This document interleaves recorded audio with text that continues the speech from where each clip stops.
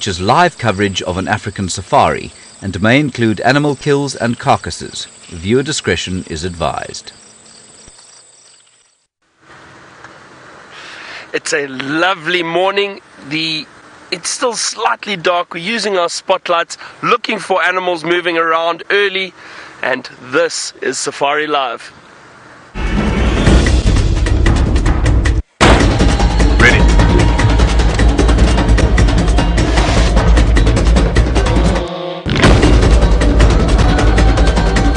Standing by.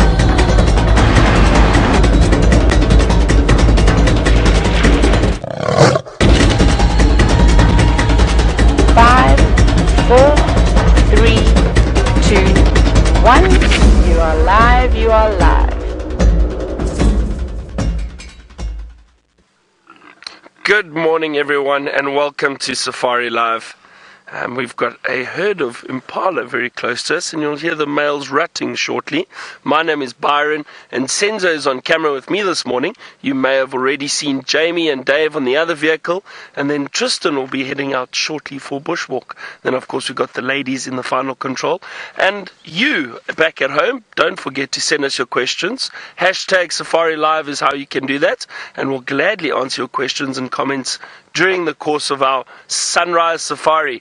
Now, as I said, I've got a beautiful herd of Impala just out to the left of us, out in the open, still in the clearings, waiting for it to get a little bit lighter before they decide to move off and start feeding.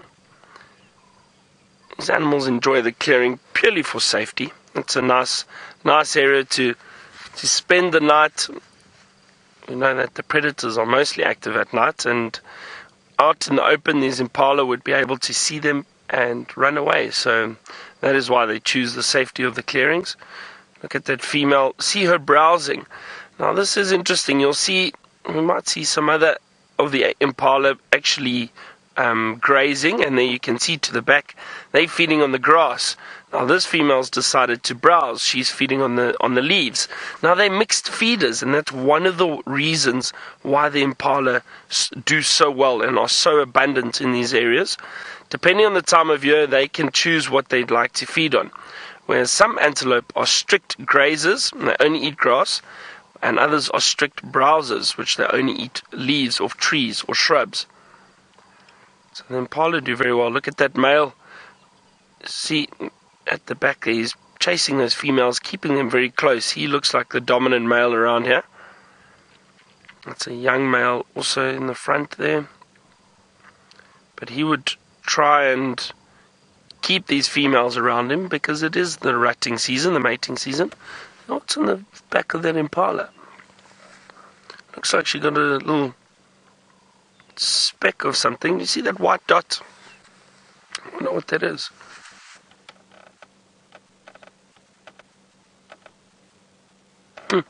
It's interesting, I can't see. Alright, well, I'm going to continue our search for any predator activity this morning. Jamie would like to say good morning. I would love to say good morning, not just like, I would love to say good morning. So good morning to all of you and welcome on the Sunrise Safari. My name is Jamie, and this morning Dave is on camera with me once again. Dave, whatever did I do to get this lucky? And this morning we're going to be heading towards Cheetah Plains, and perhaps, maybe, just maybe, I'll have the opportunity to finally get to see Nkanyeni. I know she has a kill on Nkoro, and Tristan said she was moving backwards and forwards between Nkoro and Cheetah Plains. I think it's worth the chance. And those cheetah might decide to come back north. They don't spend that much time in the south all that regularly. So that's my plan for the morning. We'll see how it goes. The rust bucket, Rusty, the vehicle that we're on, is making some interesting sounds. Hopefully she manages to limp her way through the drive. Of course, I would decide that we're going to the furthest possible reaches of our traverse area. But never mind, we'll see what we can find. Don't forget to send through your questions on hashtag Safari Live on Twitter. Questions or comments, we'd love to hear them all. We'd love to hear from all of you. New viewers and viewers.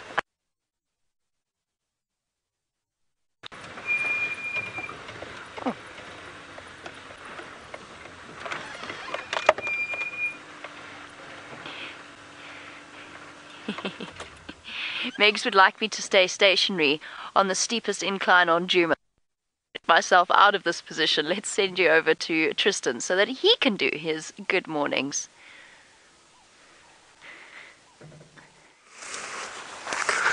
Well, good morning everybody, and welcome to our sunrise safari bushwalk. We're just getting started on this beautiful autumn morning. There's a beautiful sunrise coming, there's a little bit of mist in the air, and the dawn chorus is in full flight. I can hear the Impalas rutting. There's some ground hornbills calling off to the south as well, and they're making quite a bit of noise. And then there's the odd francolin calling, so it should be a promising morning. Now, talking about calling, I know some of you may have spotted a leopard on the dam cam last night, and you may be wondering who that might be. I'm pretty sure that it was Tingana. Now, yesterday afternoon we had Tingana all the way on in Koro and Cheetah Plains, but the way that he was moving, I think I even mentioned that by the time we sort of reached around midnight or early hours of the morning, I wouldn't be surprised if he was at the dam cam. So I'm sure it was him, just by the amount of calling that was going on. I was awake at around sort of 11 o'clock, and there was this leopard that was calling and making quite a bit of noise. Now, I've forgotten about the most important part, which is that my name is Tristan, and on camera today I've got Sebastian. Rexon is our security detail this morning, and he's going to keep us safe as we walk around. Now, hopefully, we are going to bump into those elephants that were causing trouble around Ingers yesterday, because they were around until quite late. They were also making quite a bit of noise, so that's going to be the plan for bushwalk this morning. Still a little bit early for all the creepy crawlies and small insects. They will only get going once the sun comes up over the horizon, but for now it's still a little bit misty and dark on that side of things, so I don't think we'll see too many insects to start, but it might be a good time to use the coolness of the morning to try see if we can't get onto these elephant tracks and see where they end up going. Now, I'm hoping we also bump into the ground hornbills, because they really are calling quite a bit to the south of us, so I'm hoping that we find them, because they're such an amazing bird. Now, sorry Megan, I didn't hear exactly what you said. I just heard that Cora asked a question, so if you can repeat that for me.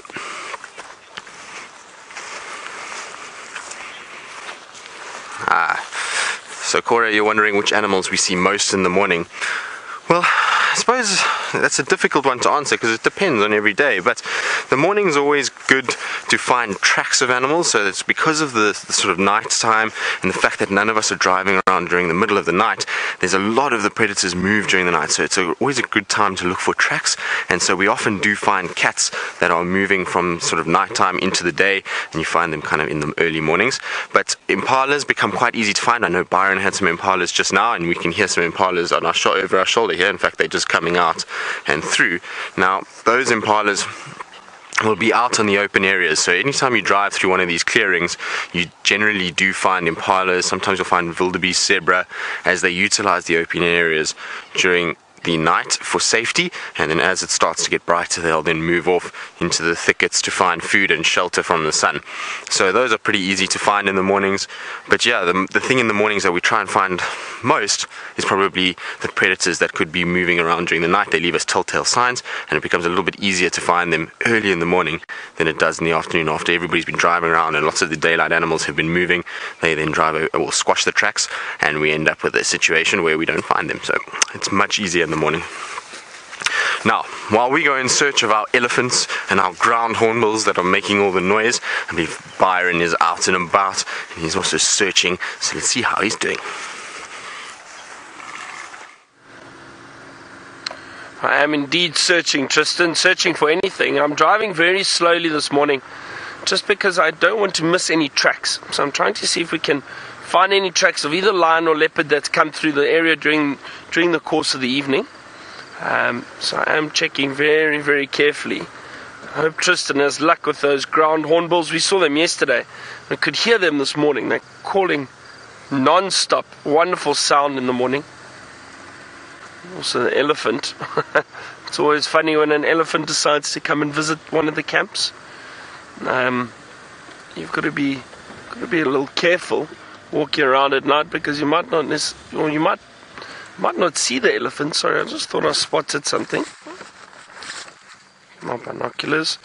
I mean, unless you hear them, which you probably will, but if you're just walking around, a big dark elephant is difficult to see at night.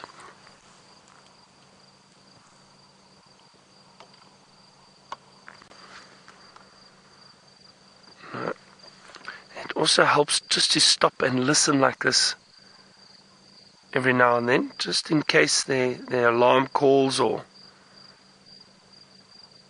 perhaps a predator calling. I thought I heard a leopard last night around 9 or 10 o'clock, giving that rasping roar that a leopard makes. A territorial call. So apparently some of you who were watching the dam cam heard leopard calling last night too, so yeah, that would make sense then. It's always good if we both in agreement that we heard animals last night, so I'm not making it up, and you know you were right. So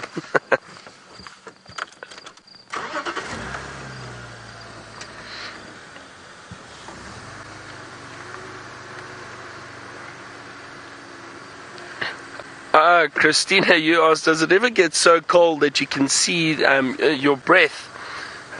Yes, it does. It does indeed. It definitely does. Not this morning, actually. I think I'm being a little bit melodramatic with the gloves and that. It's actually not that cold this morning. I'm feeling very warm and comfortable, but I'd rather feel warm and comfortable than slightly cold. But yes, Christina, it does indeed.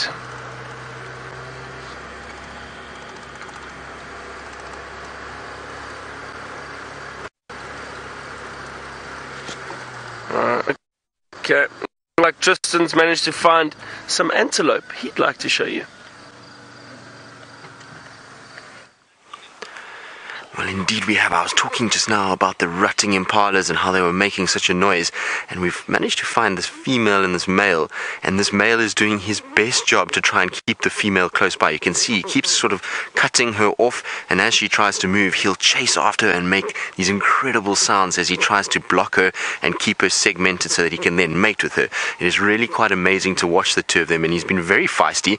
He keeps going around calling. He shows his white tail, presents the side of his body, and tries to really impress the female with his size and keep her at bay. There's a number of other males that I can hear calling around us, and that's probably why he's like that. You see, every time she moves, he turns and he drops his head and turns his body sideways to try and block her and keep her from going away towards any of the other males. Now, if she makes a sort of run for it, can you hear that? So that's the grunting sound that he's making, and he's telling her that I'm the territorial male. You don't need to go any further, that what you're looking for is right here with me. So it is amazing to watch these males and how much energy goes into this process for them to be able to mate with these females. It really is quite an incredible thing to watch. Now, I'm pretty sure if he just keeps this up and is patient enough, I'm sure she's going to give in and he'll eventually be able to mate with her. Now that she's been separated from the herd, he'll definitely have a good chance of being able to mate with her. But it's so nice just to sit on these beautiful mornings and listen to these impalas all around you during the rutting season. The rutting season is one of my favorite times in the bush. It is amazing just to listen to the impalas and hear these sounds bellowing through the morning air. It really is quite incredible. Now, these two are actually quite relaxed. So I want to see if we can't get a little bit closer for you.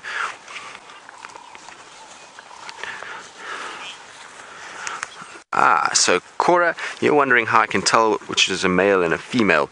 Well, if we have a look at these two, so the female is just moving off slightly to the left there, and the male is closest to us. And you can see the male's got a set of horns that is protruding from his head, and is that one that is making all that noise, whereas the female has got no horns. So that's the easiest way.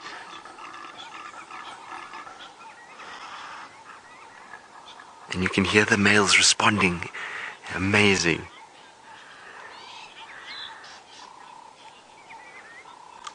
So, Bombo Girl, you're wondering how long this rut is going to last for. Well, the rut will last probably about just over a month. That's normally how long it lasts for. Sometimes we see a little bit of rutting behavior even stretching in towards June, but mostly April, May, that is the sort of peak period of the rut. We sort of start to see it coming up in the early parts of April, and then by sort of the beginning of June, it's starting to taper off a little bit, and by the time we're into July, it's gone completely. It's a very short sort of mating season because ultimately they want to try and have have the time for that young baby to develop inside its mother, and so that it's born in time with the summer rain, so that these little babies get lots and lots of food from the mom being able to find food and providing high nutritious milk. So let's carry on though. I think our male is still doing a good job at keeping this female at bay and chasing him around, and I can hear a number of other males. There's some francolins that are also making a bit of a sound. Now, I did hear a male calling to our east, but it seems like he was also making a sort of alarm call sound as well, and the francolins are also making quite a bit of noise, so I just want to check. I don't know, Seb, if you can get that though.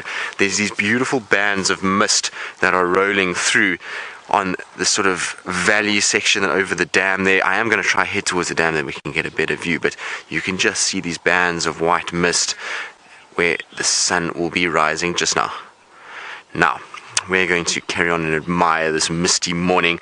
Now, another animal that likes water is a waterbuck, and I believe Jamie is with one.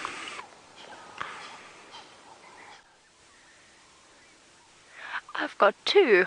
One that was immediately apparent, and another that I had to do a double take in order to see, because just look at this tiny, tiny waterbuck calf having its morning drink. Oh, you are gorgeous. This is now the second waterbuck calf that we've seen in the last week, and they are probably some of the sweetest. Not that there's any baby animals that aren't cute, but baby waterbuck, oh my goodness. No, Mom, not finished. Not finished drinking. And of course this little waterbuck has to suckle as much as it can now, because waterbuck calves are hiders, not followers. Baby Impala are followers. They follow their mom the whole time. Wildebeest are followers. But baby waterbuck are hiders. Up until a certain age, mom will just leave them, tucked up, hiding, lying down somewhere underneath a bush. Their instinct tells them they must stay until mum comes back to feed them, which is obviously what's happened here. You can see it's head-butting mum to try and stimulate milk production. Oh, got slightly too enthusiastic there. Look at your little ring on your bottom. It's adorable. Oh, sweet. What a brilliant opportunity for screenshots. I think Mum's done, little one. Yeah, I think Mum is done. Wait, Mum, I'm still thirsty. Still hungry, Mum. Mum just wants to try and defecate in peace. Little one's not having any of it. Oh, sweet. Those of you who have had children, or pets actually, will be familiar with this. When you get followed into the bathroom, that's kind of what's playing out here. This poor female just wants to go to the toilet in peace. She just wants to relieve herself, and little baby is not making life easy. Shame, girl.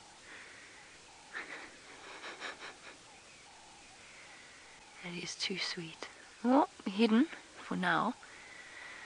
I don't want to startle them or scare them in any way, but they seem to be quite relaxed, so let's try for another view. Oh, wait, hold on, Mum's coming back again. Here she is. There you go, little one. You can see a much lighter color than the mother. Again, that's because they hide away. They don't follow their mums. And that instinct is so strong that I've actually walked within a few meters of the calves of several different antelope, whether it be roan or gemsbok, two antelope that we're unlikely to see here, but waterbuck as well. And the calves just sit dead still. Totally, totally still. Little cursory sniff. Am I going to get lucky? Can I have a drink? Just a gentle nudge. Come on, Mum. I'm a growing calf.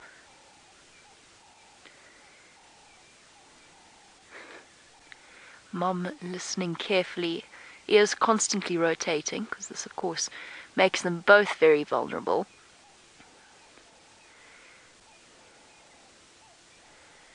Oh, little one.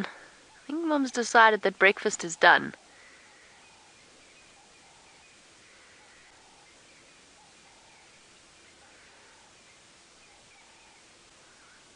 Baby's still trying.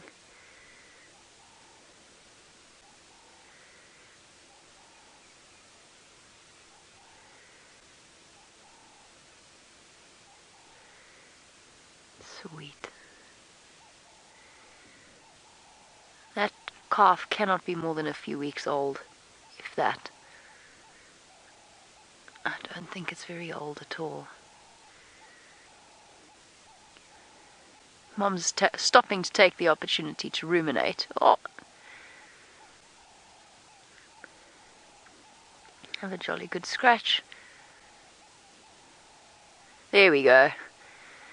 That'll help Mum feel better. Baby might have a slightly better chance at having an opportunity to suckle now. See, that was all your mum wanted to do.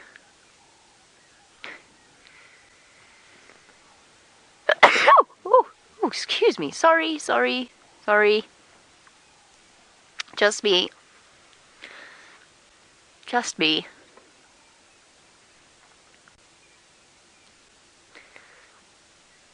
It is cute, isn't it? Apparently all of you commenting about how utterly adorable it is. It is truly adorable. My favourite is the little fluffy white ring around its bottom. Like a little miniature adult.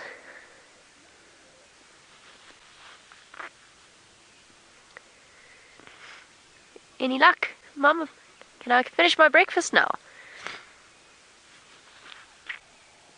Can I finish up? Yes, no, maybe. Some cursory nudges.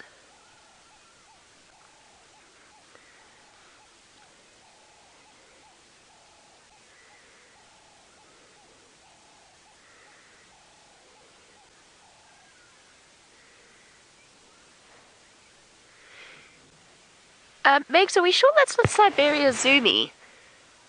Or is it Siberia Zombie? Have we got a knock-on effect here? Siberia... Marco, you almost became Siberia Zombie there for a second. Siberia Zoomy. You want to say, what do I think is the cutest yet funniest looking baby mammal? Ooh, that's a tough one. Oh, Mum's gonna have a rest. There we go. Cutest yet funniest looking. Wildebeest. Baby wildebeest are adorable but pretty funny looking. Baby giraffe are also kind of disproportionate. The more you look at them, the weirder they look. Although that's giraffe in general. What would you say, Siberia Zoomy?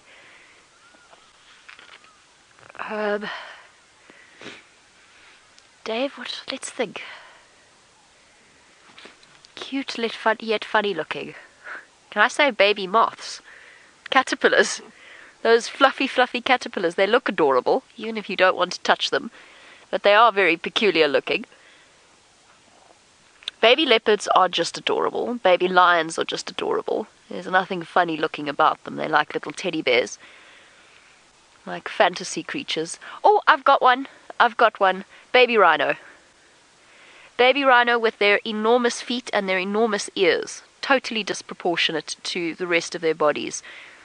That would be one of my favorites. They do look totally peculiar because, of course, they've got no horn. They're just like... They're like giant puppy dogs almost with huge feet. This is gorgeous, by the way. I hope you're all getting a load of stunning screenshots. However, on that note, it sounds as though Byron's got a feathered friend. I do indeed, Jamie, and this is a fork-tailed drongo sitting up at the top of that branch, but if I'm not mistaken, I think it's meant to be our big bird day today, is it not? Ladies in the final control, did you remember?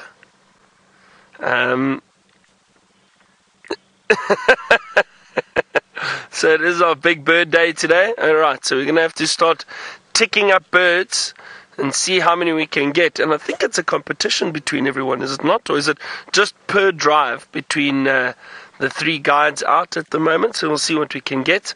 So I've got 1. We'll see. There's something else I'd like to show you quickly. Hold on, let me just jump out here and have a look at this. Can you see this sensor? Look at this beautiful spider web. And because of the light at the moment, you can see it very clearly. Now, it looks like a funnel almost, or an upside down funnel, I suppose, because the web actually curls around and there's a little entrance, so I don't want to disturb it. The little entrance is at the bottom there. Now, this is called a tropical tent web spider that builds a web like this. It really is amazing to see, and I haven't seen one for quite some time. The tropical tent web spider. I'm trying to see if I can see the little spider, but I cannot. It's maybe hiding on one of these branches here, but lovely to see it in this light. So what happens also is you get a bit of moisture and that being caught on the spider web this time of the morning, and you can see it quite clearly. And here's some wonderful grass too. Now that I look at this, this is turpentine grass.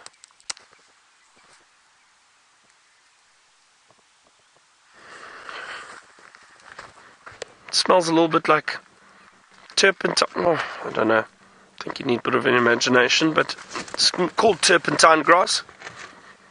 It does smell a little bit. What do you think, Senzo? Smell that? Nice smell though. There's a bit of moisture caught in the grass also from last night. Now, what are the rules of the Big Bird Day? Are they, hang on, I just want to see, there's some tracks here.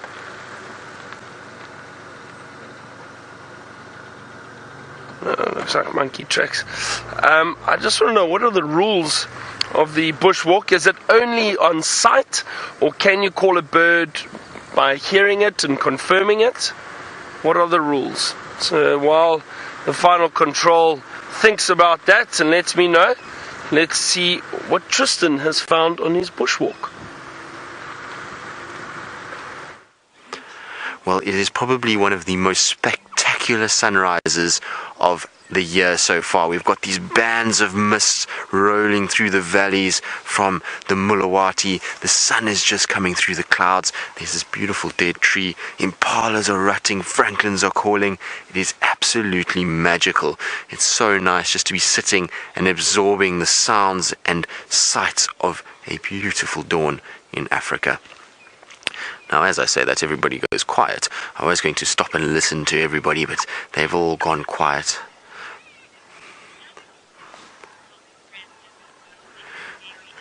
So, Marianne, you're asking whether the fog or the mist that we're seeing around here helps the predators when they're hunting. Well, it will help them, yes. It will become much harder for some of the prey animals to see what's going on, but in the same right, it also makes it a little bit more difficult for the predators, although they do hear and smell very well. But I have seen predators in mist hunting a lot more than when it is clear conditions, so they do know that that helps them to be a little bit more concealed. It also just helps sort of soften the light, which makes it easier for them to move around without being spotted. So that mist will definitely help. But what amazes me now is just how quickly the mist is disappearing. As that sun has now come up, there was mist that was stretched all across this area behind that dead tree, and it's all starting to lift as the sun's rays are hitting it. But it really is such a spectacular sight where the light is coming through onto the mist. So pretty this morning. I think it's going to be a wonderful day. It looks like we've got a bit of wind around as well, so I don't think the clouds are going to last. So I think it's going to be a clear, beautiful autumn day. Listen. Can you hear that? So that is a hyena that is calling. It sounds like it's calling from somewhere near the den. So I wonder if maybe Byron or Jamie's close by, because I don't want to walk into the den on foot. But we can hear the hyena calling.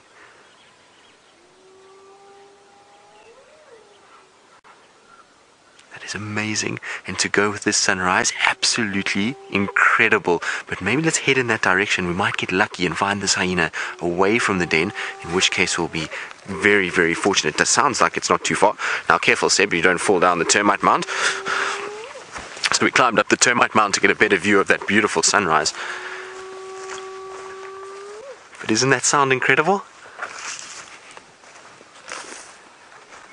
Absolutely amazing. Now, unfortunately, Hyena has stopped calling, but it's not far from us at all. It sounds somewhere close to the den, but I'm going to head down to that direction. Now, it was my original plan anyway, because the elephant tracks head that way, and Rexon said he could hear elephants not too far from us. So I wonder if maybe the hyena is somewhere close to the elephants, and we'll get them both in the same place. But what an amazing way to start the day. The impala's rutting, this hyena calling, that sun rising. Absolutely incredible.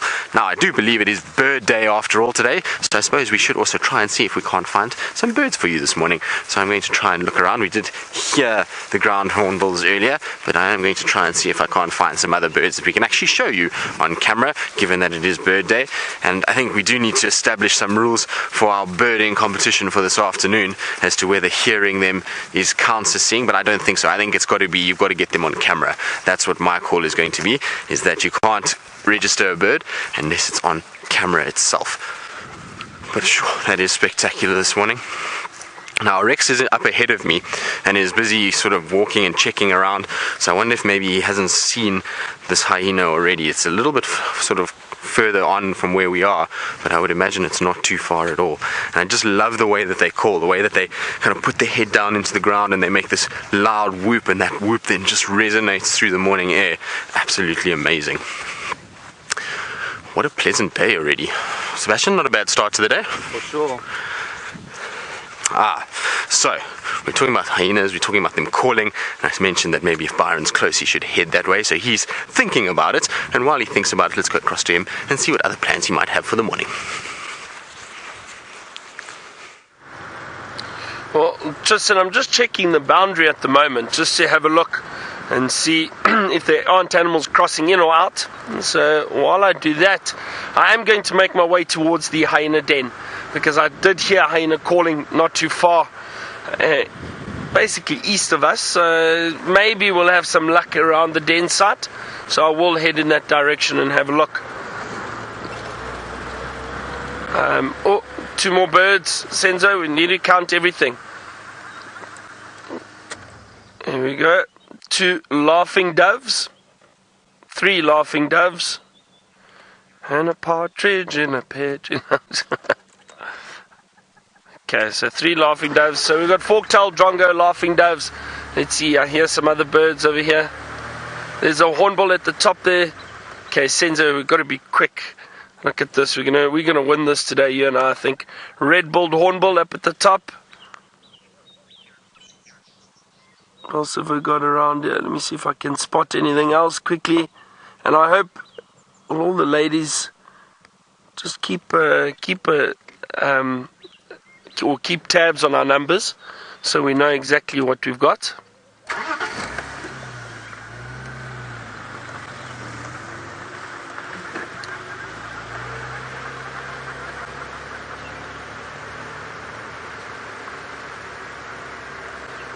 Wait, what was that? Sorry, what did you say there, Megan? Let me just move out the way, there's some guests coming past.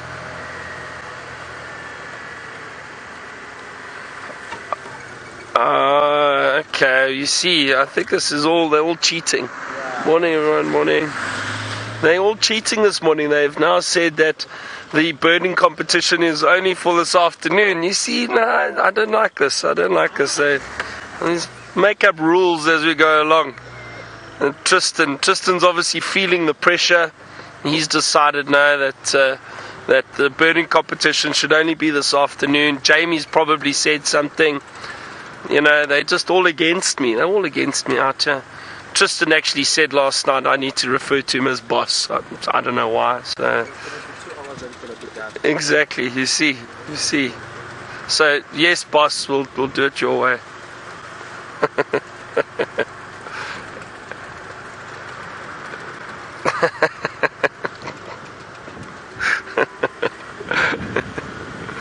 Senzo, so, and we had a little shagra there briefly. We were going to show you that, but we'll save it for this afternoon.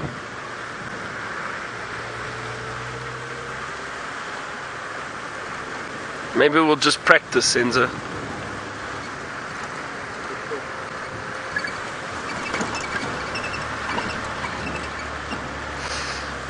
The hornbills feed on insects, mostly insects. So they will go down, they'll fly down to the ground and pick up little flies, little beetles off dung, mostly insects. Sometimes if they can find some fruit, they'll feed on that too. But it is mostly insects. Caterpillars, they love caterpillars. That's what hornbills feed on.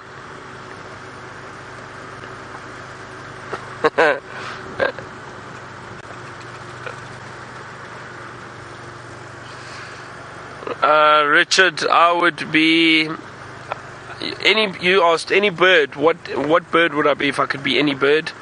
I'd be a martial eagle. I love the martial eagle. It's one of my favorite birds. Just so regal, and they've got such they've got like a serious look about them. I mean, the deep set eyes, and they look very focused and serious, and so I'd have to say martial eagle. A lot of hyena tracks around here at the moment. Again, I'm still just driving very slowly, just listening out carefully, checking his boundaries, seeing if we don't come up with anything.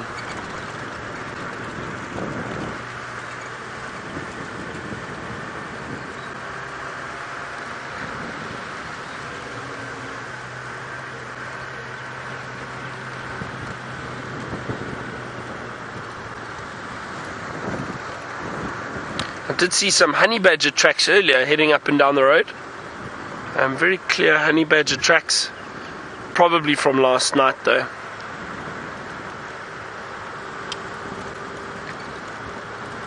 But now moving into winter, chances of seeing something like a honey badger, in the late afternoon, dusk, and then obviously in the morning, early morning, the chances are quite good actually. So never know, we might get lucky in the next few weeks, see some more honey badger. That would be great.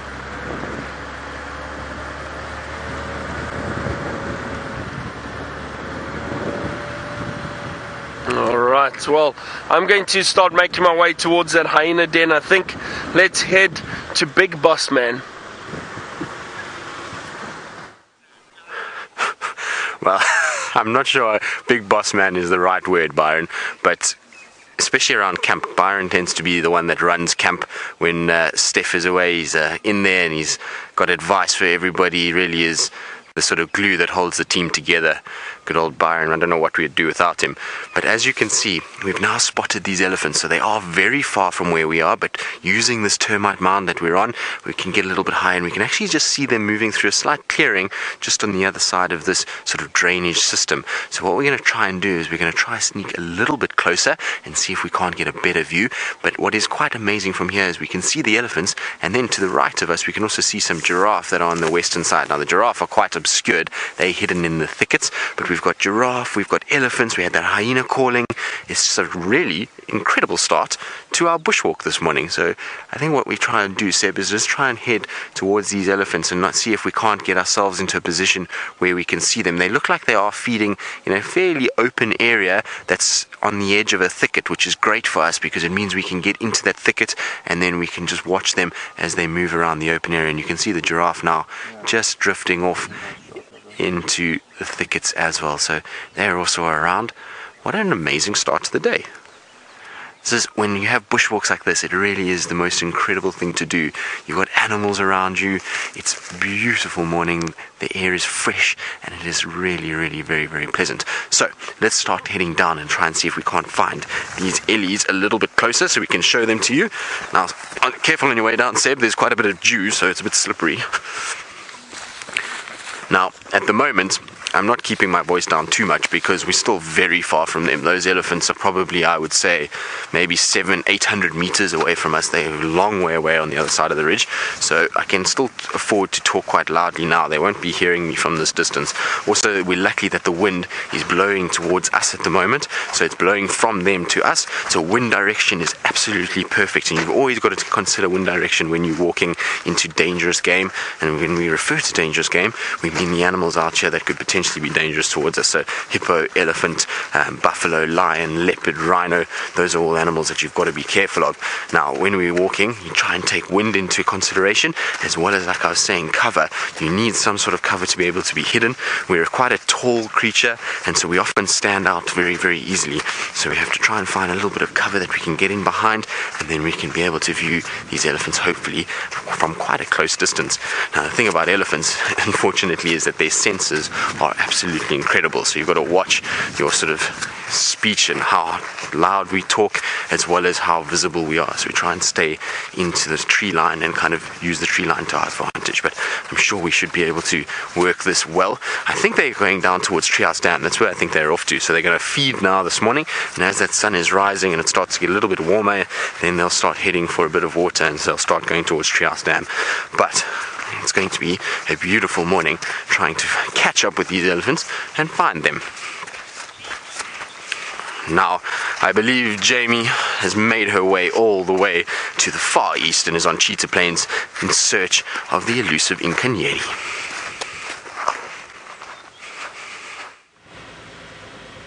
Well, hopefully the search of the elusive Inkanyeni proves successful this morning.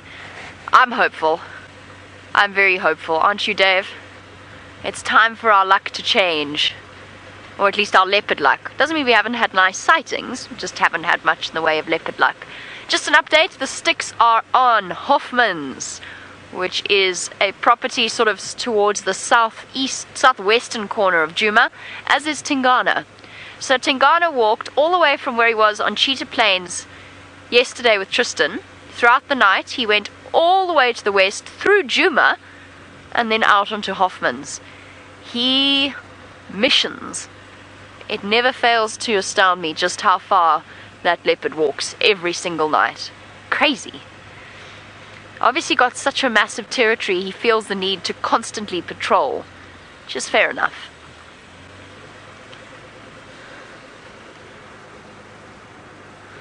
Oh, Megan. Thank you. It's always nice to hear what I've said and then to hear it again. There's a punishment system in place for Final Control when they pick up the wrong radio. They've got 3, and what they do basically is they explain to us while we're off air what the other person is saying, so that we have a little bit of a narrative connection between all of us. And for example, I can find out that Byron's already started cheating for our birding competition this afternoon. He tried to give himself a head start, claiming he thought it started today, but anyway, I don't believe him. But if Final Control picks up the wrong radio, they're in trouble, without going into any further detail. So Megan, strike 1, huh? It was just a little no in my ear. Alright, we're getting to where Inkanyeni was. Oh, speaking of birds and Byron's blatant attempt to get ahead of us in the competition, Dave, I don't think that's on, do you? I think Byron should have to have we should have a half an hour head start on him this afternoon. I think so, I think that's fair. But speaking of birds, apparently you've been talking about if you could be a bird, what bird would you be? I've said this before. A lot of people seem to favor the martial eagle, which I understand. They're magnificent, they're enormous, they're powerful. I would be a shikra. Tiny little goshawk. Quick, agile, slide in the trees, out of the trees, disappear, duck and dive. Fast and silent and very rapid. Little goshawk rather than a massive eagle. I think that's what I would be. I toyed with a falcon, just because you get that incredible speed of the peregrine falcons as they dive. Oh, hello, Andrew, how marvelous. I'm so happy to see you. Oh, my goodness, speaking of martial eagles, go have a look at what Byron's found. Morning, guys, sorry. Good. Now, we haven't found anything yet. I can hear elephant breaking branches in the distance, but just look at this beautiful view we've got at the moment.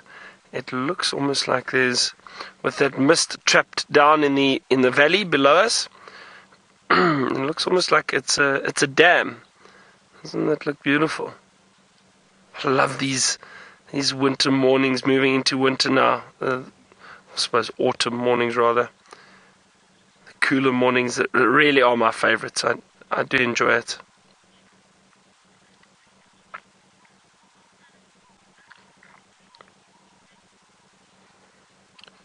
Nick, you asked what's the coolest temperature. Now, this morning is only about 18 degrees Celsius. Oh, sorry, thank you, Megan. I didn't hear that properly. Sorry, Nick, you asked, what is, with the cooler temperature, are the animals more active during the day? Yes, Nick, I would say what happens is now in winter, you probably find that a lot of the predators are active for longer in the mornings. So, for example, summer you have leopards and lions moving around, and they stop. They probably rest and find a spot to rest in the shade a lot earlier, 7 o'clock, 6:30, 7 o'clock in the morning. Now, with the cooler temperature, you find they're probably active for a lot longer. So, right up through to about 8, 9 o'clock maybe, especially in winter. They're still moving around, maybe even later than that if it is a cool morning. So yes, you definitely see a slight change in animal movements, mostly with those predators who prefer moving around in cooler conditions. The other animals will still move around, they'll still be around.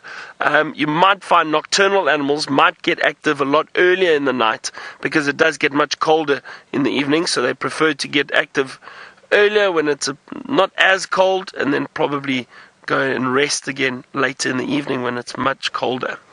So you do pick up on different movements. Definitely animals do change their movements slightly in winter and in summer. I wonder where that elephant was that I could hear. It sounded like down in that direction.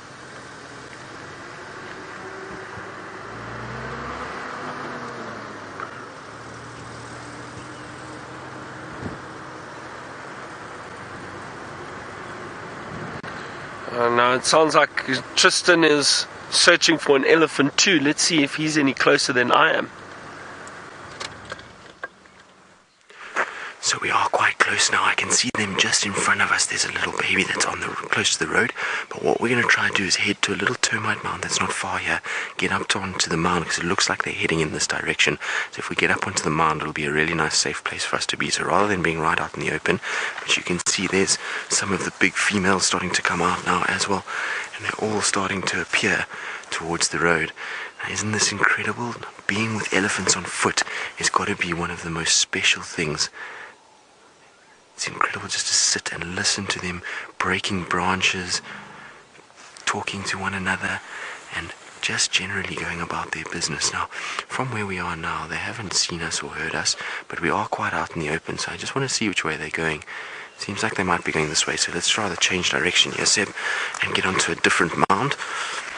Now, the reason why we go onto termite mounds is because termite mounds afford us a sort of a bit of height, and so with an elephant, when you get a little bit higher than them, if they do detect us, then it means that they will be not as sort of aggressive towards us. They get a little bit more intimidated by the fact that you're a bigger being than what they are.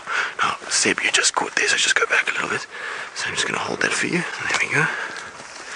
So, as I was saying, also the other thing about getting onto a mound is a mound means that we don't make too much of a scent. Our scent is quite high then, and it becomes difficult for the Ellies to be able to hear us. Now, I think I can spot quite a big bull in here as well, which is going to be amazing if they head in this direction. So, let's see if we can't get up here. So, I think if you can try get up a little bit further. Our view from here might be obscured a little bit for now, but they are heading in this general direction, so hopefully they'll end up coming fairly close and we'll be able to get to see them. But isn't this amazing? What an incredible start to the day. You can see the big bull there, busy scenting the female, so it's a nice sort of size comparison between female and male. So So, Tyler, you're wondering if the Ellies are more likely to charge with babies. Well, yes, the females will be very protective with their babies, and that's why you want to be very careful and make sure you don't get in between the herd and between the female and her young one, because they will do anything to protect their babies. So it is something that you've got to be a bit careful of, and that's why we're trying to use the wind, a little bit of cover, also get ourselves a little bit higher so that we can see what's going on and we're not right in the way of these elephants. If we had stayed on the road, they would have certainly seen us. They've still got quite good eyesight, and at the end of the day, their sense of smell and hearing is very, very good.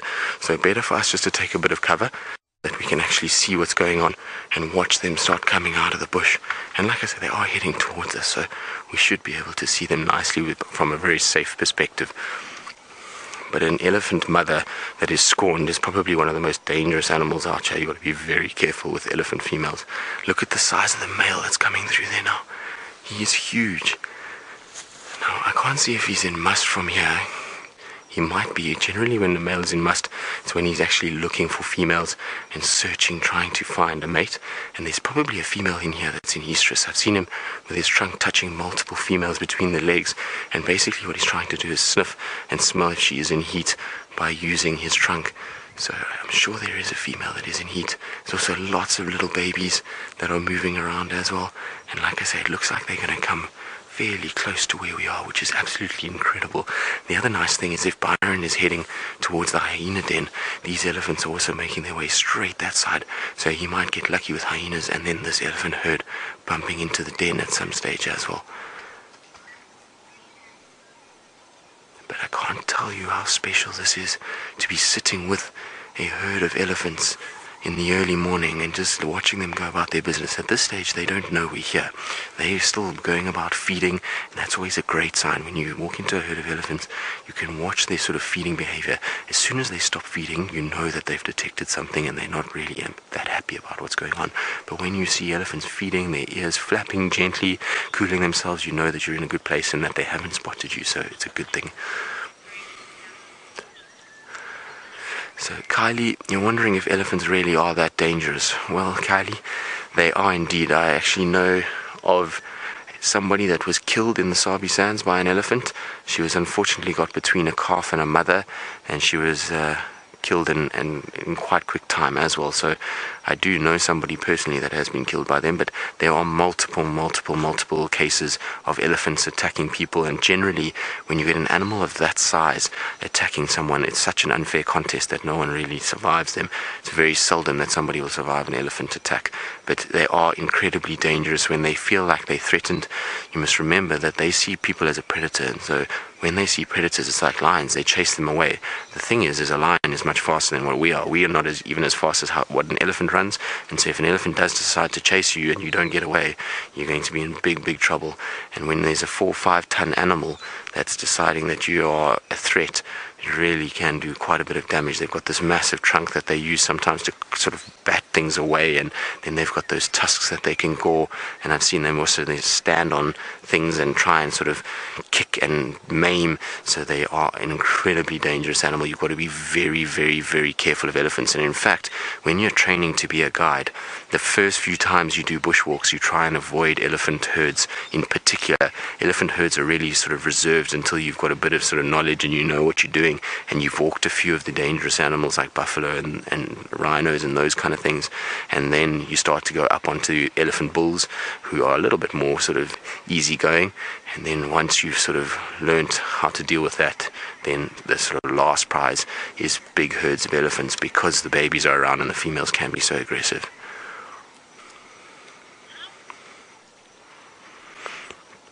Well, Gail, I think it's a difficult question to answer, because it's a question that depends on the circumstances. But you're wondering how close is too close.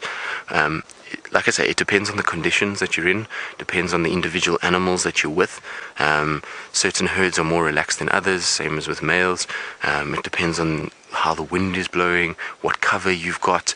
But, you know, as a guide, you tend to try and kind of not disturb an animal. So I think when you get to a point where the animal is right on top of you and it notices you there, then you probably are too close.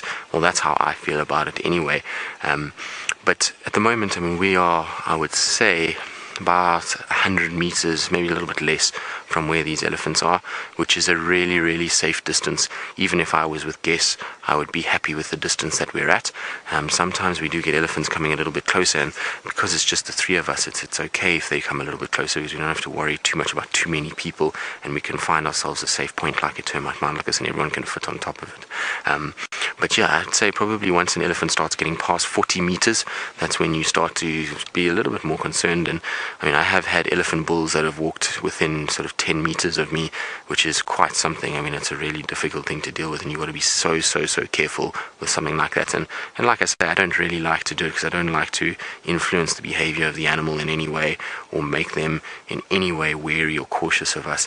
The idea is just to view them, get a beautiful sighting like we're having now, and then to get out without them actually knowing that you were there. So that's the kind of idea behind it. But like I say, it's a circumstantial thing. Each time is different, and some days you'll be able to get to 100 meters and they'll already start picking you up because the wind won't be in your favor.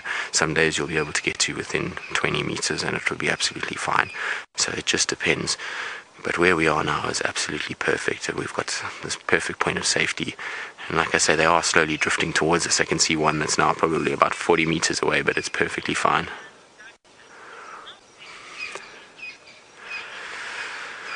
So, Dave and Douglas, you're wondering how big that male elephant is. Well, I mean, it's difficult to say exactly how big he is, but I would say that he's probably weighing already about 5 tons. He's quite a big guy. He's got a sort of very big head already. His temples are sinking in, which means he's an older male, but I would say about 5 tons. And then in terms of shoulder height, easily I would say 3.5 meters at the shoulder, or 3 meters I would say at the shoulder. That would be about my sort of guess. It really is quite difficult because of where we are now. We're on quite a tall termite mound, so we're almost looking down at these elephants, which gives you a bit of a sort of a squashed comparison of size. You don't get the true size because you're not at the same level as them, but I would say he's probably about 5 tons, which is a big male. I mean, generally male elephants don't get too much bigger than that. Some of the males in Kruger will get to 6-7 tons, but it's very seldom. But he's a really big boy and seems to be quite a gentle giant. He hasn't made too much of a fuss. You can see the females are fairly comfortable with his presence at this stage. There's not too much vocaling or sort of any noises. So yeah, everything looks fine with him, and like I say, a gentle giant.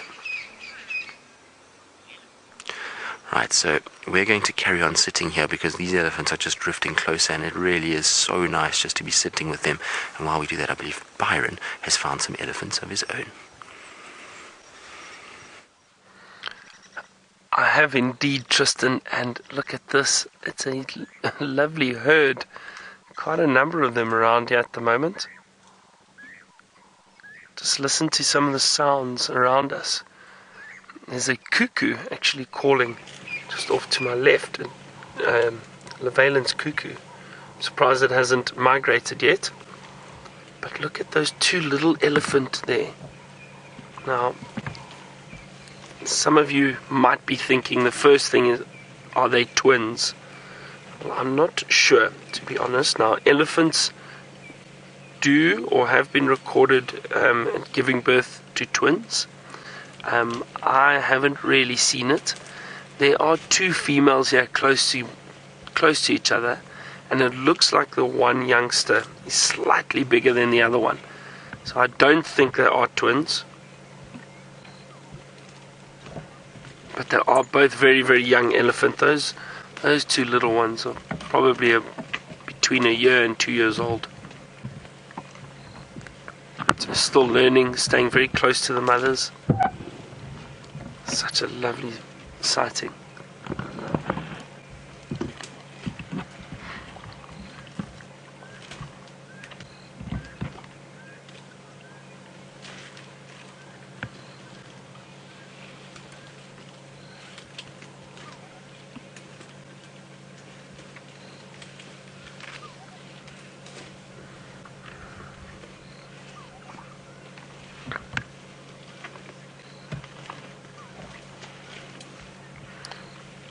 Daniela, all the way in Peru. Hello, Daniela. And you wanted to know how can someone tell the difference between the male and female elephant. Well, Daniela, first thing that you can look for with these adult elephant is if you look at this female that is looking at us now, look at her forehead. Do you see it's actually quite sharp, quite angular? Oh, hang on. Okay, I'll finish that shortly. Tristan's got an elephant on foot. Let's go have a look.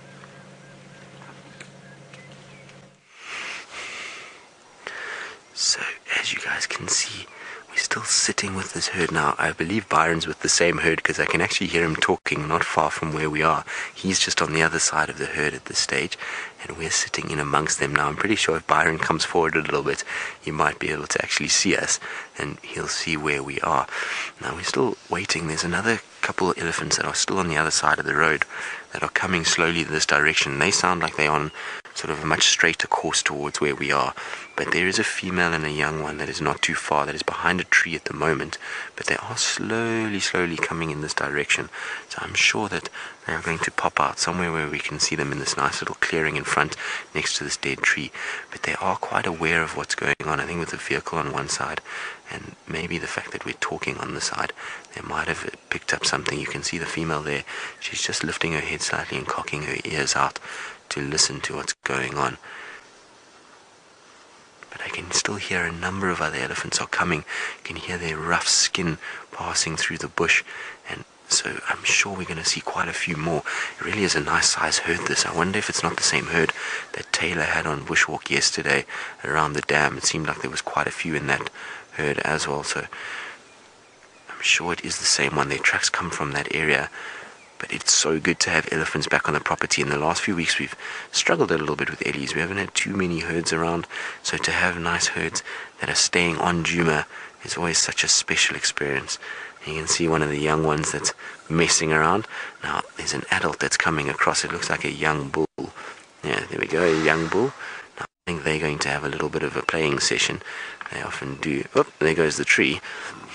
So you can see when you're an elephant, a tree means nothing, and so that's just been pushed over.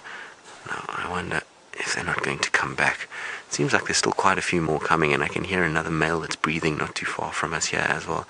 So it is amazing. We're almost in amongst them, and like I say, because we've got this termite mound as a vantage point, we really don't have to worry too much. We've got the height advantage. The wind is perfect. It's blowing from the elephants to us, and so even if they come past us, we're going to be able to stay out of the way of them, and they won't pick us up through our scent, which is perfect.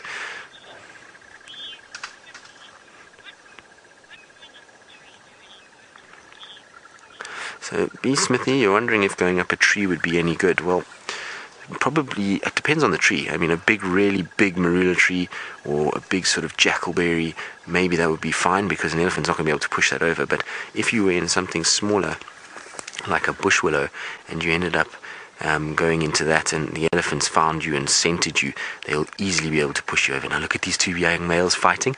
It's a bit of a size disparity there. You can see the one on the left is a bit small. But isn't this amazing? So I believe Byron is just on the other side, and he probably has a better view than we do. While it's amazing to be on foot, at least you'll be able to see better what's going on. So let's go back across to Byron. Oh, that is so wonderful, Tristan, to get that close to an elephant on foot. I'm actually jealous. I love it. But we are very close to these. Look at these two little ones actually just off to the right. Have a look at them over here. Oh, they are so cute. They look very similar in age, and they're staying very close to each other. I do think the one's slightly bigger than the other one though. Daniela, again, just getting back to your question, the difference between males and females. Now, if we quickly have a look just at this female to the right here, look at her forehead.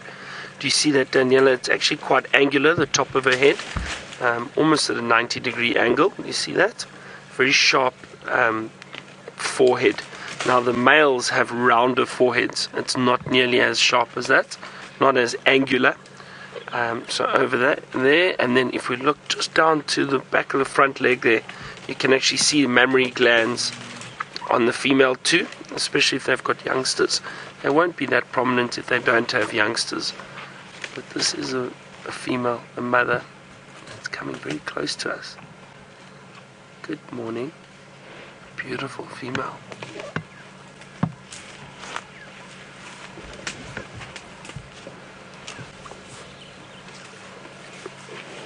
Mary Kay, the males don't actually take part in parenting. I don't want to move too much. Now the males don't really take part in parenting. They just move around between the different herds and try and mate with the females when they can. So not really, it's only the females that look after the young. However, when the young males, when they reach a certain age, they will then try and meet up with the big dominant bulls. So they'll leave a herd, meet up with a big bull, and that big bull will basically teach them how to be successful and where to look for females, where to look for food, how to potentially mate with females. That's what they do teach them. So I suppose in that sense maybe, but not with the youngsters, not at all.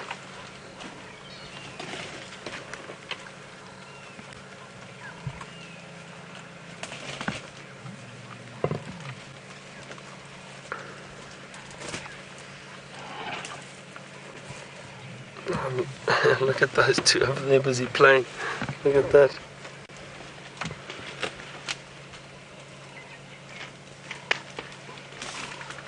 Now that's just play fighting, I suppose you could call it. Often the younger elephant, and those are two younger elephant. They're probably teenagers, I suppose you could call them. So they're very social and they do like playing, pushing one another around.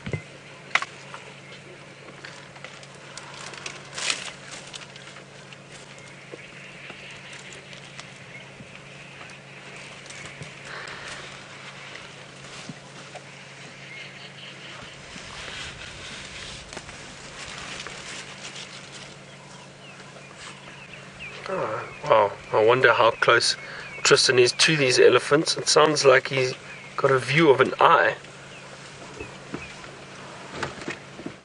We are very close indeed, Byron. I can actually hear Byron talking, so we're not far from him, but these Ellies are really quite close to us. You can see the big male is very close. He's busy feeding, and it's nothing to worry about at this stage. We are perfectly fine where we are. Like I say, we're on top of this mound, so at this stage, absolutely perfect. But we are going to have to keep our voices down a little bit and whisper, I'm afraid. So I'm sorry to everybody that can't hear me nicely, but when they are this close, we don't want to make too much noise. Now I can actually see Byron's aerial coming into view now. So you can see there he is behind those Ellies. So we're sitting up on the mound, and he's on the one side and us on the other side. So Byron, if you can hear us, you must wave so we can say hello to you.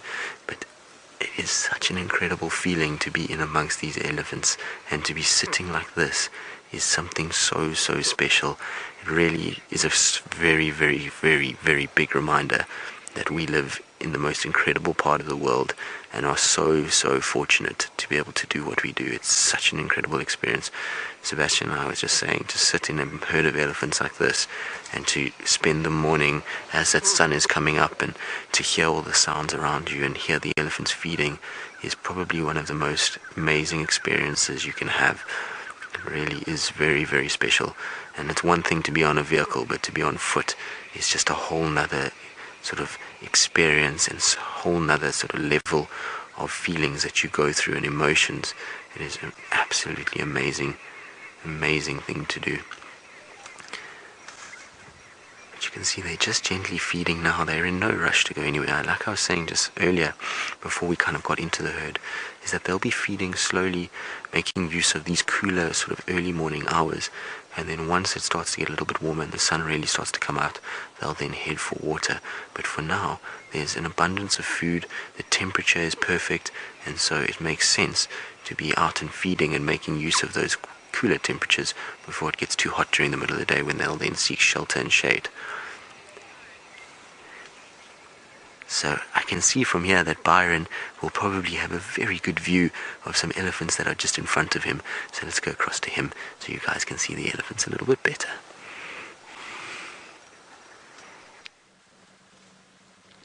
I do indeed, Tristan, but where are you? Because I can't see you and you've apparently seen me and you can hear me. I feel like I'm being watched.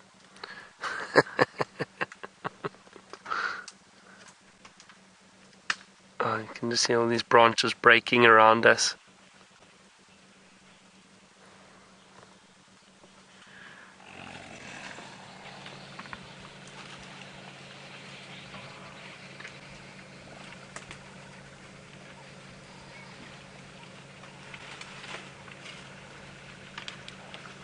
Okay, I think I know where Tristan is now.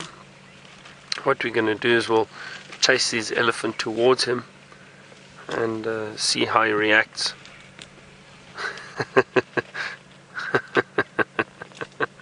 No, I'm just kidding, we won't do that. The young bull, that one over there.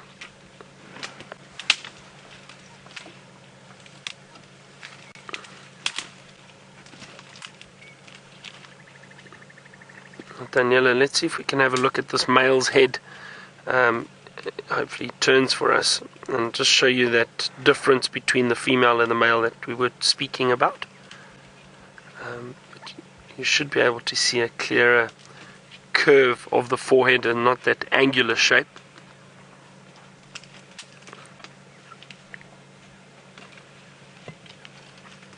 We're just walking behind that elephant now.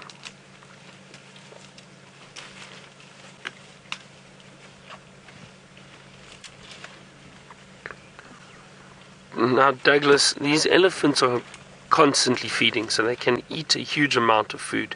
The big bulls can eat up to 250 or 300 kilograms of food a day.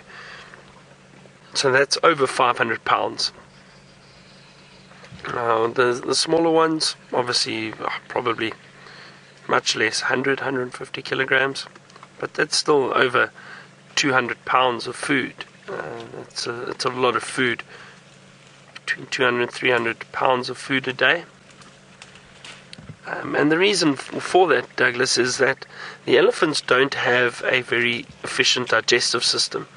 So they only absorb about 20 to 30% of all the food that they eat, the nutrients from the food that they eat. So they constantly feed because a lot of the food passes straight through them. They don't have a very efficient digestive system.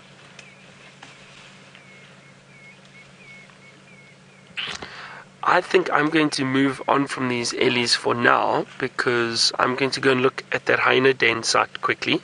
But let Tristan show you some more elephant. We will indeed, because we now are right near this bull elephant. He's feeding probably about 20 meters from us, but is still perfectly safe because of us being on the mound. He hasn't noticed we're here. This is probably one of the best bushwalks I've done with an elephant in a long time. To be this close and them unaware of us and to spend time with them is absolutely incredible. It is such a privilege to be able to spend time with this magnificent animal. Now I can see there's a calf with the mother that's about to cross in front of Byron, which is quite cool.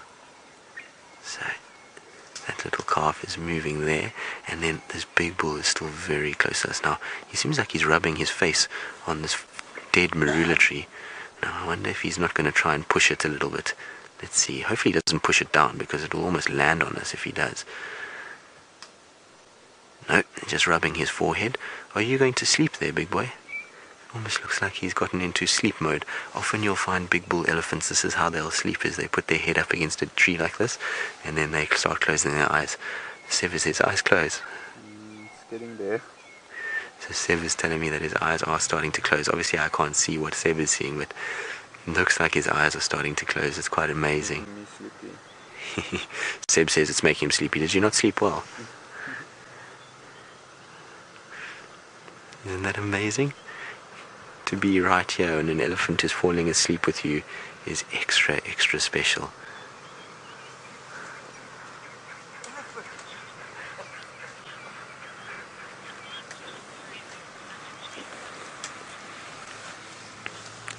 So, African bush lover, you're wondering, do we need to worry about It's a little angry young one that wants some milk. Do we not need to worry about the damage that elephants do to trees? Well, no. In certain areas, elephants are vitally important because them pushing down certain trees provides food for other animals. It also creates an ecosystem where they kill certain trees that provides areas for insects like wood-boring beetles. I don't know if you were maybe watching the other day, we had a tree that fell down and there was a multitude of termites and grubs and varying other things feeding off that tree that wouldn't have otherwise been able to do so had the elephants not ring-barked it and stripped the bark off. So they are vitally important from that point of view. They provide ecosystems for other organisms. And then on top of that, they are in areas where there's been an increased amount of carbon dioxide through pollution into the air and these kind of things. We've ended up with a lot more growth of trees, as well as the fact that we've had a number of years of very wet weather, which has caused this area to thicken up quite a bit. And so the elephants play a major role in actually opening the system up and stopping it from being choked and allowing a habitat for things like zebra, wildebeest, and the varying other species of antelope that require open areas to survive and to stay in this area. So they are vitally important. Obviously, if their numbers get too high, then it can be an issue. But in a system like Kruger at this stage, their numbers are way up, but we don't really understand the value of elephants in terms of what they actually do. The topic of them killing trees and destroying trees is one that everybody kind of thinks is a bad thing, but you read some research that's been done and they reckon that this just a natural order of things. The elephants will do this. They will clean out sort of a vegetated area and then they move slightly and then that area starts to recover and there's seedlings that will happen and then they carry on. Now, I'm going to just start keeping quite quiet because these elephants are very close. So Tina, there's not a confirmed exact number, but at the moment they reckon that there's anywhere between 16 and 18,000 elephants in the Kruger National Park, which is the second largest population behind Botswana. So Botswana in the Chobe National Park, there's over 120,000 elephants up that way. But in this area, there's about 18,000 of them. The thing about elephants, though, is once they start breeding, their numbers just exponentially increase because they have very few predators.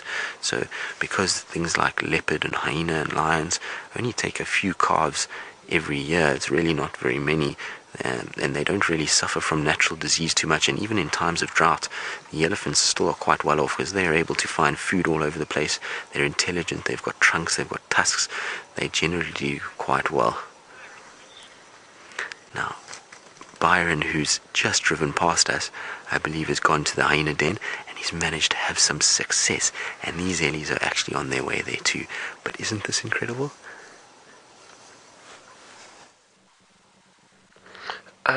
They're the little cubs. I was wondering where they are. They've just stuck their heads out. There's the adult, but the little cubs are here too.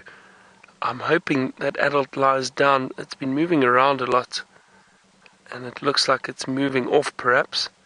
Just give it a few seconds. Hold on, let's just see if they do move out. There, the little cubs just in the long grass. But that adult's moving away now for some reason. Hold on.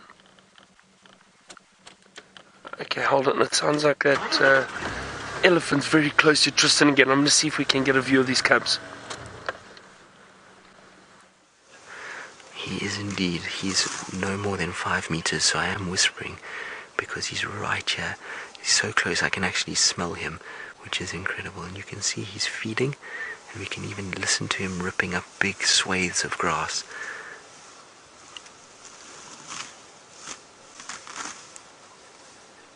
This is absolutely incredible. We are being spoilt by these elephants today.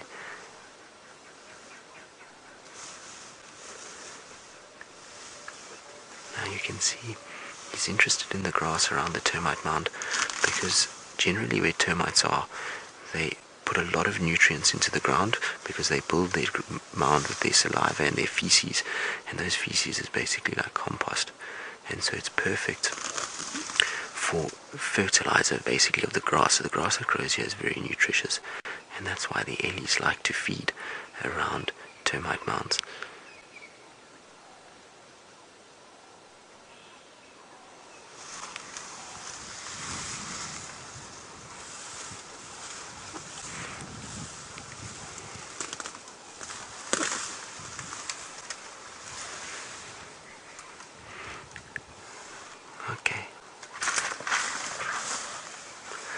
he's just realized that we're here, and that's why he's just flaring his ears out, trying to sort of intimidate us. But like I say, we are on top of the mound, so we're okay for now. But this is about as close as we could ever get. So you'll see he'll just back away now, just to give him some space so he can assess the situation. He's just realized that he got a little bit closer than he wanted to, and so now he's just backing away, which is very, very common of male elephants. A female elephant, we wouldn't have allowed her to get anywhere near as close.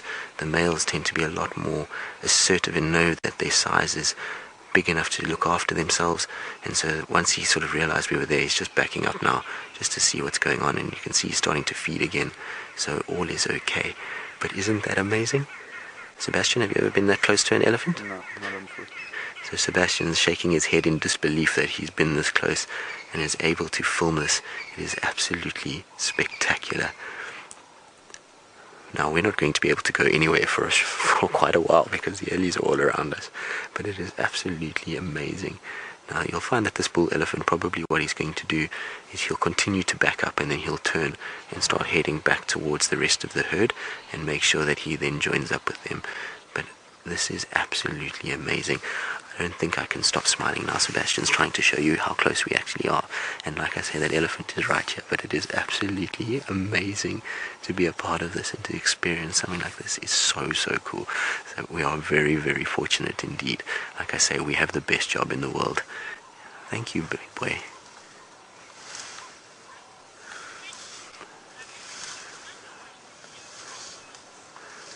Well, Douglas, an elephant's trunk is probably one of the strongest muscular structures in the natural world. It is incredibly powerful.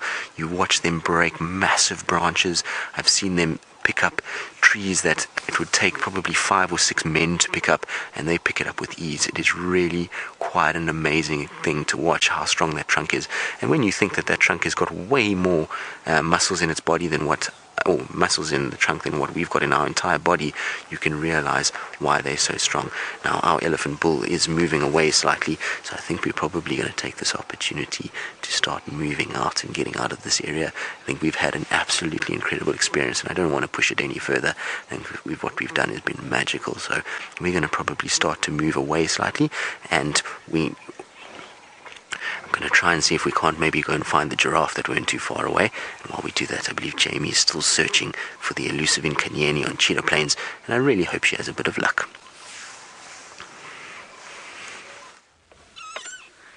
I haven't had some luck, unfortunately, Tristan. No sign of Nkanyeni where she had her kill, and no tracks popping onto Cheetah Plains either.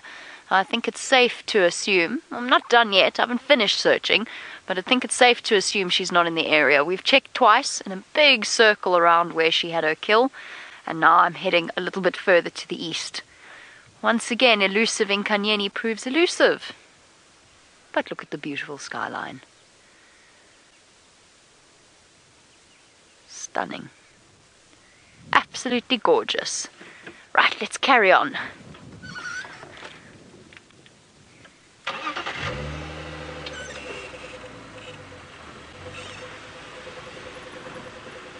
Skip, who is one of our 12-year-old regular viewers. Skip, I've suddenly drawn a blank. Skip wants to know what Nkanyeni means. I could have told you that 2 minutes ago, but for some reason, all of a sudden, my mind's just blammed shut and I cannot think what Nkanyeni means. Won't you all answer Skip's question for me on #SafariLive on Twitter? I'm just having a blank moment. I cannot think what Nkanyeni means. Shaluva's flower, Vitomia's life, Nkanyeni. It'll come to me. Either way, it will come to me.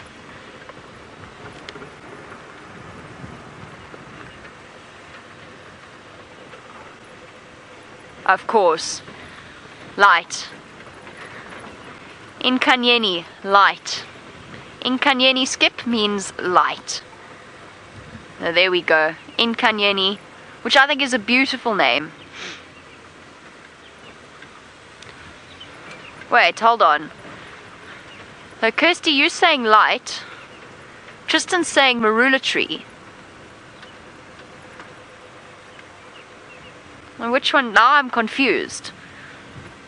Now I've been thoroughly confused. Marula tree makes more sense to me, and it sounds more... I'm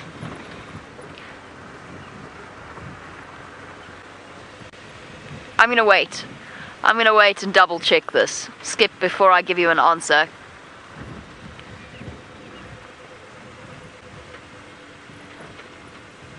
Yeah, there we go. Okay, so it's definitely not light, and it's definitely Marula tree. Kirsty, you're confusing things. Confusing the matter. So Skip, apparently Inkanyeni means Marula tree, which to me makes a bit more sense. Inkanyeni Marula tree. It's a pretty name. Pretty name for a pretty leopard.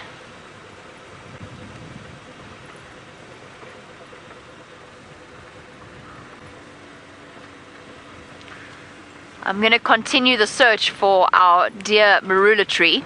I might be able to find a Marula tree, but whether or not I can find the leopard, that's a different story. However, Tristan is proving highly successful on foot. Well, Jamie, hopefully you'll find a leopard named after a marula tree in a marula tree in the beautiful sunlight, and you'll be spoiled with a lovely morning. But yes, we have gone from one large animal to another. You can see the giraffe are actually walking straight towards us as we are sitting here. So I think we're just going to stay on our termite mound. The elephants are just to the south of us. They're busy feeding. That male has just drifted off, and the giraffe are now on their way straight towards us. So I think we don't even have to move this morning. It seems like everything is coming our way, which is such a special treat. Seb and I have been absolutely spoilt the last 2 days. So yesterday afternoon we had a cat drive, and this morning we're having the most amazing bushwalk. So we've definitely been given massive presents from the bush, and certainly are very, very thankful. But you can see this is quite a large journey of giraffe, and so for those of you who are not sure why I'm calling it a journey, that is the collective noun for a group of giraffe, especially when they are walking. When they're walking along like this, it's called a journey as they travel together. But if they go stationary like some of them are now, then they are known as a tower of giraffe. So they've got two collective nouns for giraffe, which is quite cool. Now, they, like I say, are moving slowly in this direction. They're feeding as they're going, so it's not a very fast movement, but in the time that we've been with the elephants, they've really covered quite a bit of distance. So like I say, if we just sit here, I think they're going to probably walk very, very close to us indeed. Now, the interesting thing about a giraffe is that, yes, an elephant has incredible senses, but it relies a lot on its hearing and its sense of smell. So when you sit on a termite mound, they often don't realize that you're there. Like we saw with that big male, he came right up and he didn't know until we made a little sound just to tell him that we are close, so that he didn't come up the mound. He got a bit of a fright. Whereas the giraffe, their eyesight is so good that I'm pretty sure if we sit on this mound, by the time they come up into this clearing that is just here in front of us, they probably will spot us. They normally do very, very well. I've never seen anybody being able to sneak up very, very close to a giraffe. They tend to spot you always. They've got such a height advantage, much like we do with this termite mound, that they tend to see you from a long, long way away. So I don't think we'll be sneaking up on those giraffe. And like I say, they are moving towards us, so we might as well just be patient and let them come to us. So just me, you're wondering if giraffe would charge you or sort of attack you or be threatening towards you. Well, generally, no, they aren't, but sometimes giraffe can get a fright and they can be quite dangerous. I actually know somebody that was killed by a giraffe on a farm walking their dogs. They were taking the dogs and the giraffe got a fright because of the dogs, and it came to try and defend itself and ended up kicking the woman and killing her, unfortunately. But that's just because of the fact that there were dogs were there. As people, generally a giraffe is not too aggressive towards us. They actually will just sort of move away. Now, I also see there's a zebra walking around with the giraffe, but the zebra is quite obscured. It's in sort of the thickets to the right of where the giraffe are walking at the moment. But that's that typical sort of African scene, zebras and giraffe. And funny enough, here in South Africa, we have a band called Zebra and Giraffe. So it always reminds me of them and their music when I see the two together. But yes, a giraffe can be very dangerous. You have to be very, very careful with them. I've also seen a number of incidents, or read about a number of incidents where giraffe have kicked vehicles. So as vehicles have gone next to a giraffe, they've lashed out with their back legs and they kick and they make a serious amount of damage on a car. So you have to be a little bit careful. But isn't that nice? You can see the difference between male and female there in terms of size. Now, that is a youngish one that is moving in front, but the male much, much larger. You can see he's a lot darker as well than what the females are. are that it already came across. Now, that is not an absolute rule. You do sometimes get dark females, but generally the males will be a little bit dark, and you can actually see the zebras with the male there moving around. Isn't this spectacular? What a beautiful view we've got of these giraffe. We're in the ideal spot here. We've got such a nice height advantage, so we're just seeing straight across and at the same sort of level that they are. And it really looks like we're going to get spoiled with them as well as the zebras coming there. But they've all stopped and looking down into that riverbed. I wonder if something didn't disturb them. It often happens where something like a warthog might explode out of the drainage line, or a bushbuck or something, and it gives them a fright, and they then all kind of move and stare in that direction. But with giraffe, if there's a predator, they won't vocalize, but what they will do is they'll all walk closer to it, and their ears and their eyes will be fixated on that area. So I don't think it's anything to worry about at this stage. I think they just got a fright with another animal, because they seem like they're starting to feed again and move away from us slightly. But really, really, really special morning. So the sun is just starting to come out now, which is quite welcome, because it was actually quite chilly without the sun. This cloud cover came over and there's this cold wind that's blowing. Now, I know some of you out there will think it's crazy that we think 18 degrees is cold, but for us out here, that is quite cool. Normally we're used to sort of temperatures in the mid-20s Celsius and upwards into the 30s, and because we've had this sort of cloud bank over the last few days, there's really a cold sort of wind that's built up, and these are all cold fronts that would have come through from Cape Town. And so now with the sun coming out, it feels really nice. I feel like almost like a dwarf mongoose or a meerkat on a termite mound, just sunning myself and warming up. So really, really nice. Now I can hear Byron's moving around, so I believe he's at the den, and I'm sure he's got the cubs. So let's go across to him and see what those little cuties are up to. You can make your way straight in. Just letting some of the other guys know that these hyena are out. Excuse me a second. Good morning, Vernon. Go ahead. It's the one just off Philemon's cut line. I'm not sure if you know, it's the old den. It's been here for quite some time.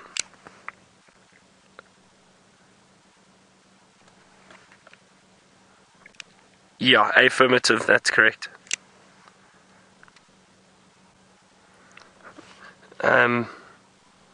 As I was saying, it's so nice to see them out in the open. Our timing was perfect again. Oh, sorry. Go ahead, Jos.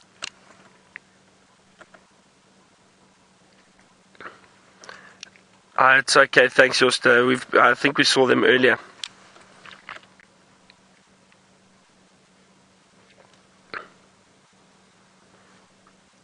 And just letting us know about some ground hornbills. That I think it's the same ground hornbills that we've been seeing now for the last 2 or 3 days. I think they're roosting up on quarantine in those clearings. We've seen them there now 2-3 days in a row. So obviously enjoy those big trees, the marulas around there. Just look at that little guy, isn't it cute? They've got such character, hyena. I mean, I know a lot of people don't like hyena, but I think they're fascinating creatures. They're very, very interesting. Strange, but interesting.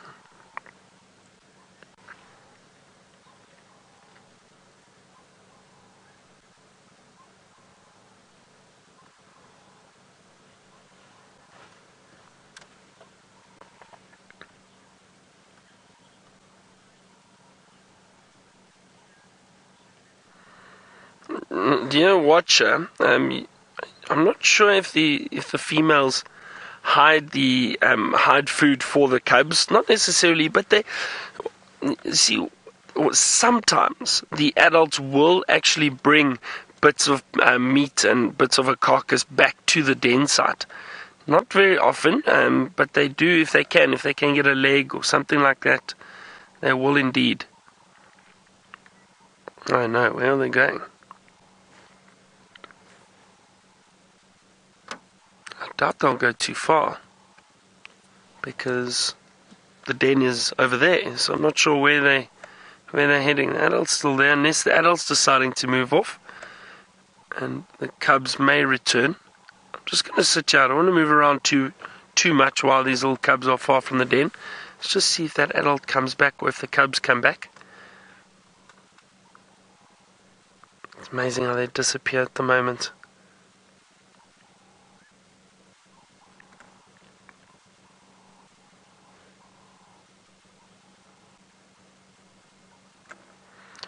I almost didn't hear that. What Jamie has at the moment, I thought I heard she has got 2 different types of dogs, but I doubt that. I think it's 2 different types of doves.